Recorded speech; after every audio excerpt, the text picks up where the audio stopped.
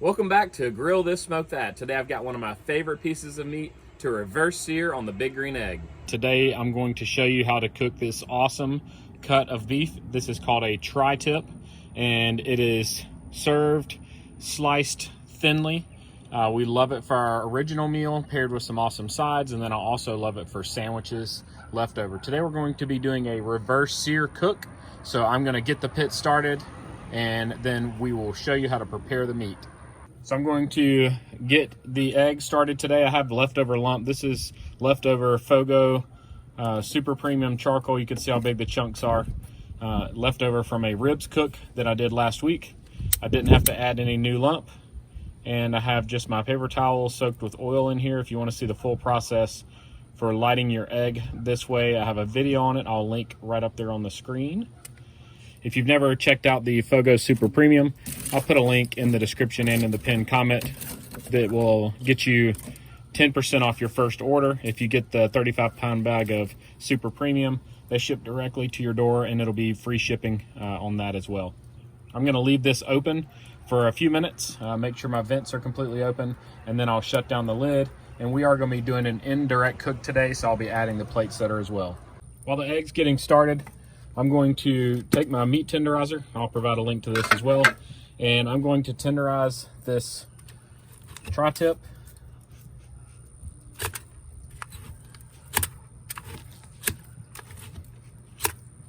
This isn't absolutely necessary. You can definitely cook this without it. But just to ensure that it's nice and tender, I do like to use my tenderizer. I'm gonna flip it over and do the same on the other side, but I'm gonna go the opposite direction here.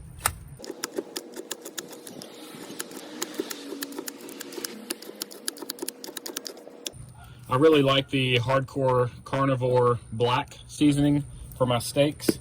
And since a tri-tip is a lot like your steaks that you eat, it goes well on tri-tip as well. I also like the Meat Church Holy Cow. I'm not sponsored by any rubs, but just sharing with you the things that I like. So I'm gonna get a nice amount on all sides of this here.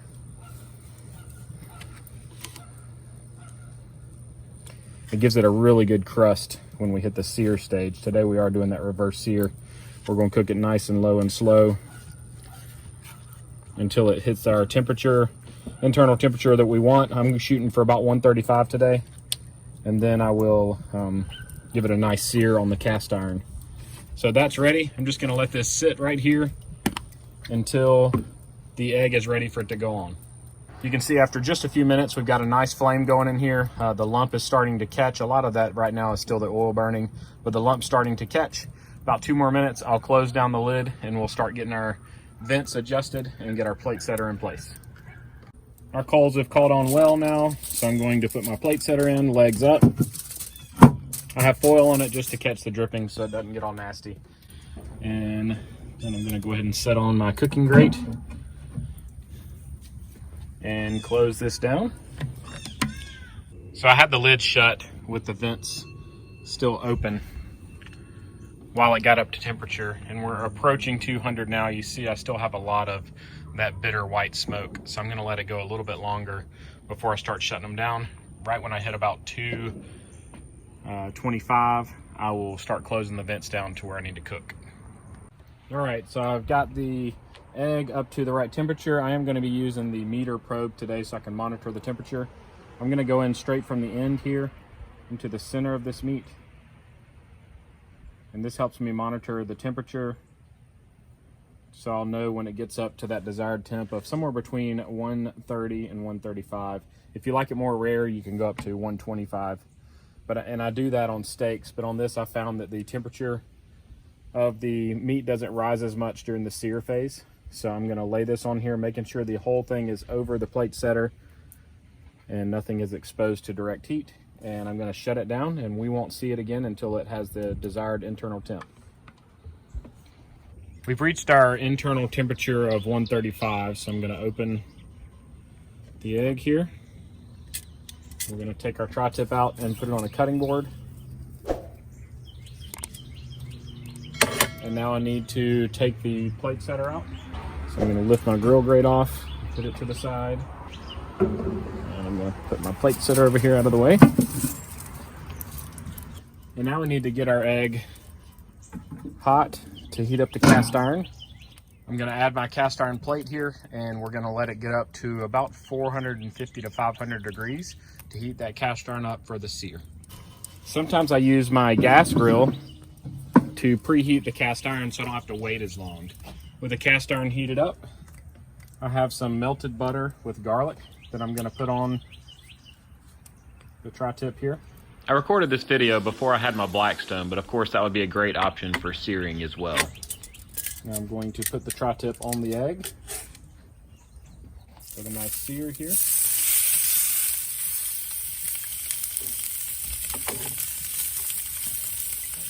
And I'll put some more on the back side.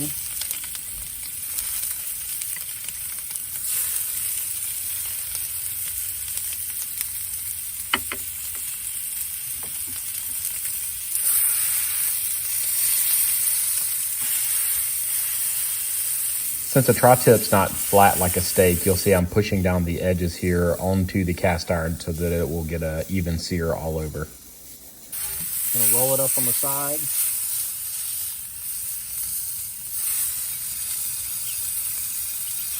And on the end.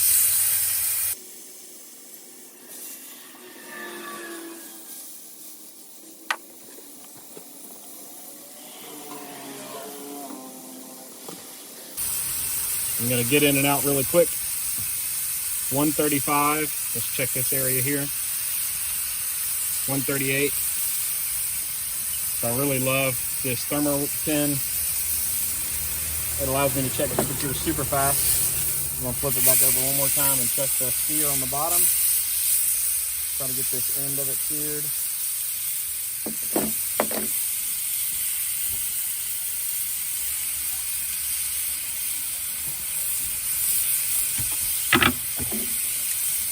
Now we can come straight over to the cutting board.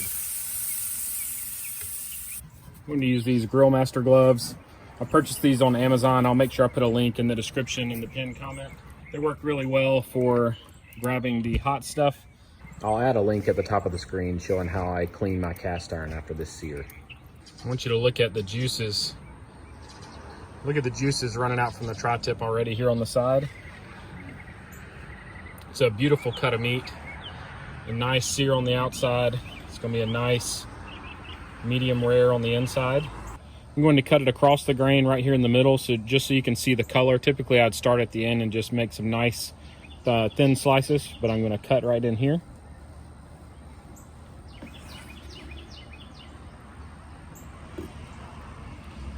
So you can see that beautiful edge to edge pink and a nice medium rare.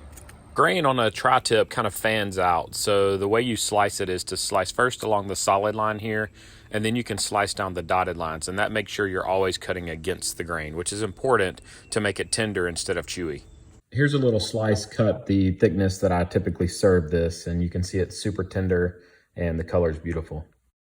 This tri-tip looks so amazing and juicy, so let's eat, y'all. If you found this video helpful, hit that thumbs up and go ahead and subscribe to my channel. I try to post weekly videos cooking either on the Big Green Egg or on the Blackstone, or sometimes a combination of both.